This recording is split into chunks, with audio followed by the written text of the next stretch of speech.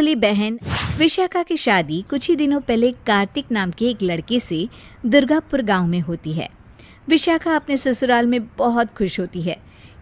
एक बार विशाखा उदास बैठी होती है तो उसकी सास उसे आकर पूछती है, अरे बहू, तू इतनी शांत क्यों बैठी है? क्या हुआ बेटा? कुछ नहीं माँ जी, घर की याद आ रही थी। एक काम करना बेटा, अपनी छोटी बहन को बुला ले, तेरा मन भी लग जाएगा है। विशाखा ये सुनकर खुश हो जाती है और अपनी बहन शिखा को फ़ोन करके बुला लेती है। शिखा विशाखा के ससुराल आ जाती है। ती, कैसी हो आप?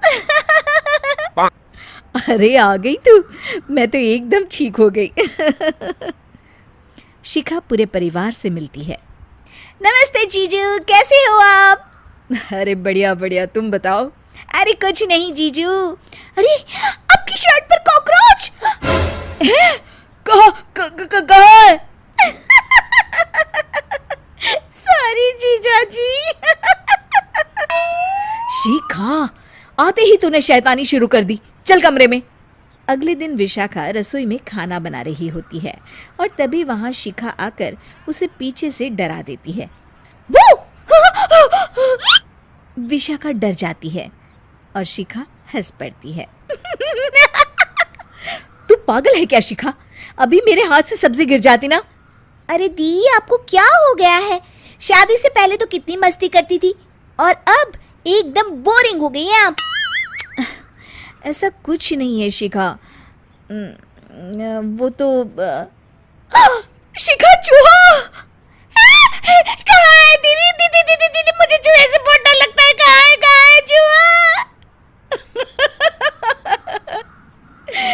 देखा शिखा, मैं कुछ भी नहीं भूली, मस्ती करना भी नहीं। सच में दीदी, आपने तो डरा ही दिया था मुझे।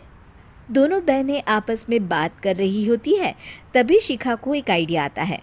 दी, क्यों ना आज हम इन सबको डराए? नहीं नहीं शिखा, ये मेरा ससुराल है, यहाँ लोग मजाक में नहीं लेंगे तुम्हारी बात को। अरे दी, तुम भी ना कितना सोचती हो। रात में जब सब सो रहे होते हैं कि अचानक से विशाखा की सास को पायल की आवाज़ सुनाई देती है। वो आंगन में आकर देखती है तो आवाज़ आना बंद हो जाती है। अरे कौन है इतनी रात को? वो जैसे ही मुड़ती है तो देखती है कि सफ़ेद साड़ी में एक औरत घूम रही है। वो डर जाती है और भागकर अपने कमरे में चली जाती है। वो औरत और कोई नहीं पर शिखा होती है। सास को डरा हुआ देख शिखा जोर जोर से हंसने लगती है।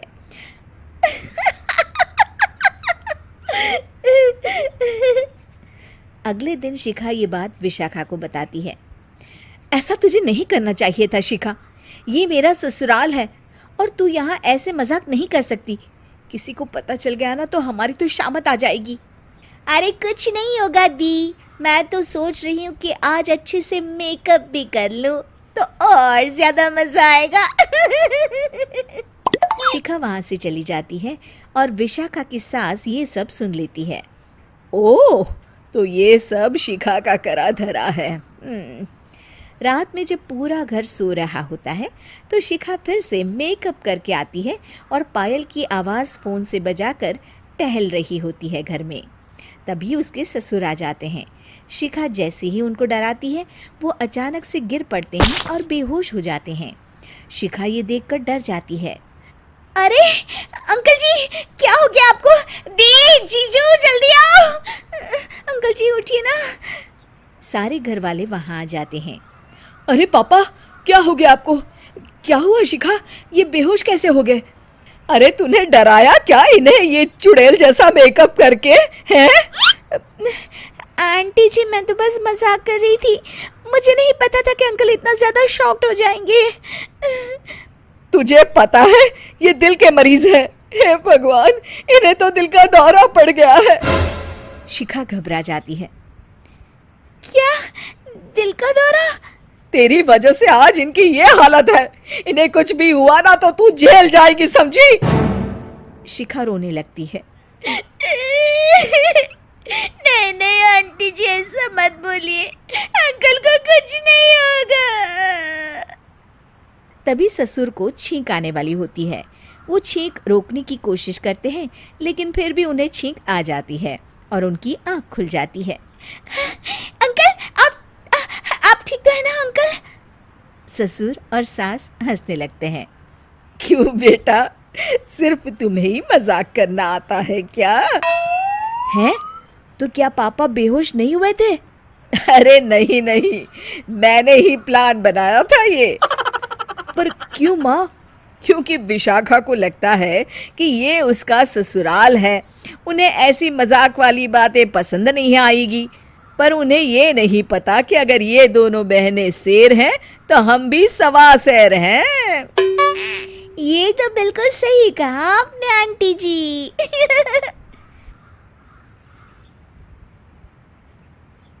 वाली हंसने वाली दवा। किशनगढ़ गांव में कीर्ति अपने बेटे दिवाकर और बहू अंशु के साथ रहा करती थी। तीनों बहुत ही हंसी खुशी अपना जीवन व्यतीत कर रहे होते हैं। अरे बहू, आज खाना मैं बना देती हूँ। नहीं माँ जी, आप क्यों तकलीफ कर रही हैं? आप आराम कीजिए, खाना मैं ही बनाऊंगी। कितनी अच्छी बहू मिली है मुझे, भगवान ऐसी बहू सबको दे। सब कुछ ठीक चल रहा होता है कि एक दिन गलती से अंशु हंसने वाली दवा खा लेती है। बस उस दिन से सब कुछ बदल जाता है। अरे बहू, मेरे घुटनों में बहुत दर्द हो रहा है, जरा बाम तो दे दे। अरे बाम लगा कर क्या करोगी माँ जी? मैं पाँव दबा देती हूँ। अरे एक तो मुझे पाँव दर्द हो रहा है, ऊपर से तुम हंस रही हो। आई एम सॉरी माँ जी। अरे फिर से हंस रही है, जा तू मेरे कमरे से, मुझे तुझसे बात नहीं करनी। हे भगवान, ये क्या हो गया? अब माँ जी क्या सोचेगी? 2 दिन बाद कीर्ति घर में किटी पार्टी रखती है। उसकी सभी सहेलियां घर आने वाली होती हैं। अरे बहू, मेरी कुछ सहेलियां आज दोपहर को घर आने वाली है, आज कुछ खाने में अच्छा सा बनाना। सहेलियां? क्यों, मेरी सहेलियां नहीं हो सकती क्या? तुम फिर से हंस रही हो। नहीं माँ जी, मैं हंस नहीं रही हूँ।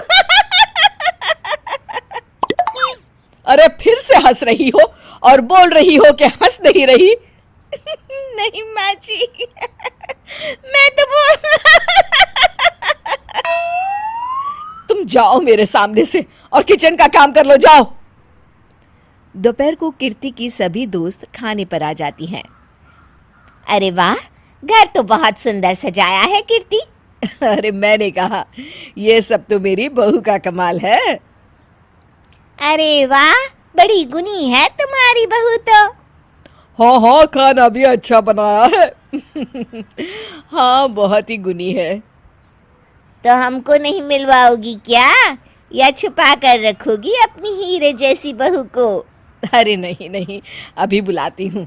अंशु, ओ अंशु, बहू रानी। अंशु बाहर आती है। जी माँ जी। बहू, ये सब मेरी सहेलियां हैं, मिलो सबसे। नमस्ते आंटी। नमस्ते बेटा, बहू तो बहुत अच्छी मिली है तुमको, किस्मत वाली हो तुम। किस्मत वाली? अरे क्या हुआ? हंस क्यों रही हो? नहीं नहीं, मैं हंस नहीं रही हूँ।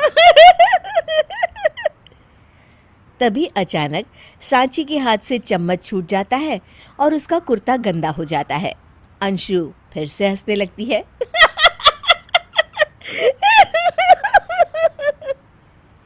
इधर सब सहेलियां गुस्सा होकर चली जाती हैं। कीर्ति भी नाराज होकर अपने कमरे में चली जाती है। हे भगवान, ये मैंने क्या कर डाला? इस तरह से तो माँ जी और उनकी सहेलियां नाराज हो गई। अगले दिन। बहू, ओ बहू, किधर हो? जी माँ जी। जल्दी से मेरे साथ चलो, पड़ोस वाले शर्मा जी की हार्ट अटैक से मौत हो गई है, उनके घर बैठक के लिए जाना है। अंशु तैयार होकर आ जाती है। थोड़ी देर में दोनों शर्मा जी के घर पहुंच जाती हैं। वहां पर सब रो रहे होते हैं। कीर्ति शर्मा जी की बीवी के पास बैठकर उन्हें सांत्वना देने लगती है। बड़े अच्छे इंसान थे मेरे पति। अच्छा। तुम हंस क्यों रही हो? वो अच्छे थे। हाँ हाँ, बहुत अच्छे थे अंकल। अरे अंशु, हंस मत। माँ जी, मैं हंस नहीं रही। मैं तो आंटी जी को बस दिलासा दे रही थी। सब औरतें अंशु की इस हरकत से हैरान हो जाती हैं। कीर्ति भी बहुत शर्मिंदा होती है और वो अंशु को लेकर फटाफट घर लौट आती है। अंशु, क्या हो गया है तुझे? हंस क्यों रही थी तू वहां पर? नहीं बाजी, मैं तो बस अरे तो फिर से हंस दी। जा तू अपने कमरे में, मुझे तो तुझसे बात ही नहीं करनी। मेरा बेटा ही तुझसे बात करेगा अब। रात को जब दिवाकर घर लौट आता है तो कीर्ति दिवाकर को सब कुछ बताती है। ठीक है माँ, अब फिक्र मत करो, मैं अंशु से बात करता हूँ। दिवाकर अपने कमरे में जाता है। जी आ गए आप? कैसे हैं? मैं तो ठीक हूँ, बस सर में हल्का दर्द है। सर में दर्द? अरे इसमें हंसने की क्या बात है? नहीं, मैं हंस नहीं रही हूँ। मुझे तो फिक्र हो रही है आपकी। एक तो मेरे सर में दर्द है, ऊपर से तुम हंस रही हो। अरे कैसे समझाऊं मैं आपको? मैं हंस नहीं रही। अंशु, तुम इस घर से चली जाओ। माँ ने मुझे बताया जो भी तुमने शर्मा आंटी के घर किया, और किटी पार्टी में भी। नहीं जी, मैं ऐसे नहीं हूँ। तो अभी क्या हुआ था? क्यों हंस रही थी तुम? रुकिए, मैं आपको सब कुछ बताती हूँ आपको सब कुछ। अंशु डायरी में लिखकर दिवाकर को पढ़ने देती है। कुछ दिनों पहले मैंने गलती से हंसने वाली दवा पी ली थी, जिसकी वजह से ये सब हो रहा है। इसका असर कुछ दिन और रहेगा। अरे तो तुमने ये सब पहले क्यों नहीं बताया अंशु? वो मैंने माँ जी को बताने की बहुत कोशिश की, मगर उन्होंने सुना ही नहीं। अरे ठीक है, मगर वादा करो, जब तक दवाई का असर ठीक नहीं हो जाता तुम घर से बाहर नहीं जाओगी। नहीं जाऊंगी। और हंसूंगी तो बिल्कुल नहीं। लो, तुम तो फिर से हंस दी। जेम्स बॉन्ड बहू। गंगानगर में सुमन अपने बेटे योगेश, बहू मीना और बेटी शीला के साथ रहा करती थी। मीना ने लॉयर की पढ़ाई की होती है और वो जॉब करना चाहती है। सुनो जी, मुझे एक डिटेक्टिव एजेंट के यहाँ जॉब मिल रही है। जॉब? वो भी डिटेक्टिव का? अरे ओ बहू, कोई जॉब करने की जरूरत नहीं है। अरे तुम जॉब करोगी तो घर का काम कौन संभालेगा? मीना घर के कामकाज पर ही ध्यान देने लगती है। सुमन भी उसे काम पर लगाए ही रखती है। इधर शीला कुछ ज्यादा ही वक्त कॉलेज में बिताने लगती है। अरे इतनी रात हो गई, कहाँ थी तुम बेटा अब तक? फोन भी नहीं लग रहा था तुम्हारा। माँ, वो हमारी एक्स्ट्रा क्लासेस चल रही है ना, और फ़ोन की ना बैटरी ख़त्म हो गई थी। अरे तो किसी और के फोन से इन्फॉर्म कर देती। माँ और मुझे कितनी चिंता हो रही थी। धीरे धीरे शीला रोज ही देरी से घर आने लगती है। कभी पढ़ाई का बहाना बनाती तो कभी कुछ और। देखो शीला, इस तरह चला तो मैं तुम्हारा कॉलेज बंद करवा दूंगा। ऐसा मत बोलिए ना, मैं समझाती हूँ इसको। मीना शीला को समझाने की कोशिश करती है, मगर वो उल्टा उसे ही झाड़ देती है। शीला, इस तरह घर रोज लेट आना अच्छी बात नहीं है। मुझे मत सिखाओ, बहू हो तो बहू के जैसे रहो। अरे मगर मैं तुम्हारी भलाई के लिए बोल रही हूँ ना शीला। दाल में कुछ तो काला है, मुझे पता लगाना पड़ेगा। मीना अपना डिटेक्टिव वाला दिमाग लगाने लगती है। वो शीला की एफबी और इंस्टा प्रोफाइल्स को अच्छे से चेक करती है और उसको शक हो जाता है कि शीला का चक्कर किसी साहिल नाम के लड़के के साथ चल रहा होता है।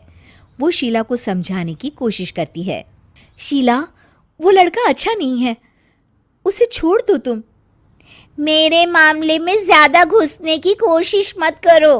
वैसे भी मैं उसको भैया और माँ से मिलाने ही वाली थी। हाँ, थोड़े दिन बाद शीला का बीएफ साहिल अपने पिता के साथ उसका हाथ मांगने आ जाता है। मैं शीला से बहुत प्यार करता हूँ और उससे शादी करना चाहता हूँ। जी, मेरा बेटा और शीला एक दूसरे को अच्छे से जानते हैं। मेरा बेटा बहुत ही जल्द दुबई काम के लिए जाने वाला है। दुबई? हाँ, मेरी नौकरी लग गई है वहाँ। अगर आप लोगों को ऐतराज ना हो तो हम इन दोनों का रिश्ता कर देते हैं। सीमा दुबई का नाम सुनकर प्रभावित हो जाती है और योगेश से सलाह मशवरा करके रिश्ते के लिए हाँ बोल देती है। अजी, अब जब बच्चों ने एक दूसरे को पसंद कर लिया है तो हम कौन होते हैं मना करने वाले। आप तो उसके दुबई जाने से पहले ही शादी तय कर दीजिए। हे भगवान, क्या हो रहा है ये सब। बस दुबई का नाम सुनते ही माँ जी उनकी बातों में आ गई। मुझे ही कुछ करना पड़ेगा। अब सुनिए जी, आपको नहीं लगता माँ जी ने रिश्ता तय करने में जल्दबाजी कर दी है? हाँ, सो तो है। बस मुझे तो ये लग रहा है कि हमें पहले लड़के और उसके परिवार की अच्छे से जांच पड़ताल करनी चाहिए। तुम माँ के फैसले पर शक कर रही हो मीना? नहीं नहीं जी, मेरा वो मतलब नहीं था। तो और क्या मतलब था? चुपचाप अपने काम पर ध्यान दो और घर की मुखिया बनने की कोशिश मत करो। हे भगवान, ये ऐसे नहीं मानेंगे। मुझे ही कुछ करना होगा। मीना अपना डिटेक्टिव माइंड लगाती है और साहिल और उसके परिवार के बारे में पूरी तरह से जांच पड़ताल करती है। तभी साहिल के पापा उनके घर कॉल करते हैं। जी, वो साहिल की दुबई जाने की टिकट करवा रहा था। अगर आप हाँ बोले तो शादी होते ही शीला भी उसके साथ ही दुबई चली जाएगी। अरे नेकी और पूछ पूछ जरूर करवा दीजिए। ठीक है, ठीक है। वो ना थोड़े पैसों की कमी पड़ रही थी। आप बस 1 लाख रुपए ट्रांसफर कर दीजिए हमारे अकाउंट में। जी जी जरूर, बेटी की खुशी के लिए कुछ भी। मीना सब सुन रही होती है। माँ जी, ये आप क्या कर रही हैं? हम उनको अच्छे से जानते भी नहीं हैं। अरे तू चुप कर, हर वक्त टोक लगाती रहती है। मीना को जांच पड़ताल करने पर एक बहुत बड़ा सबूत मिल जाता है। माँ जी, मैंने आज तक आपसे कुछ नहीं मांगा, मगर आज कुछ चाहती हूँ आपसे। अरे बोल भी दे। वो मेरी एक दोस्त है ना जिसका नाटक है, मैं चाहती हूँ आप सब भी चले वो देखने। अच्छा, बस इतनी सी बात? ठीक है। और अगले दिन शाम को सब तैयार होकर नाटक देखने जाते हैं। स्टेज से पर्दा उठता है और सभी देखकर हैरान हो जाते हैं कि स्टेज पर कोई और नहीं बल्कि साहिल और उसके पापा ही होते हैं। अरे साहिल यहाँ कैसे? माँ जी, वो साहिल नहीं, मयंक है और उसके साथ उसके पापा नहीं बल्कि सह कलाकार सिद्धार्थ है, जिसे वो अपना पापा बनाकर हमारे घर ले आया था और वो नाटक कंपनी में ही काम करता है। वो साहिल बनकर आपको चीट कर रहा था। हे भगवान! अरे ये सब क्या है? माँ जी, इतने दिनों से दोनों का पता लगा रही थी मैं, तब मुझे इन सब बातों का पता चला। हमें माफ कर दो मीना, हमने हमेशा ही तुम्हारी बातों पर ध्यान नहीं दिया और तुमको नीचा दिखाया। आई एम सॉरी भाभी। हाँ बहू, आज तुमने मेरी बेटी की जिंदगी बचाई है। तुम तो सच में डिटेक्टिव हो, डिटेक्टिव। ऐसा मत बोलिए माँ जी। अरे नहीं बेटा, हम लोग हमेशा बेटी और बहू में अंतर करते थे, मगर अब से ऐसा नहीं होगा। अब से तू अपने पसंद की जॉब करेगी और एक डिटेक्टिव बनेगी, हमारी बहू जेम्स बॉन्ड।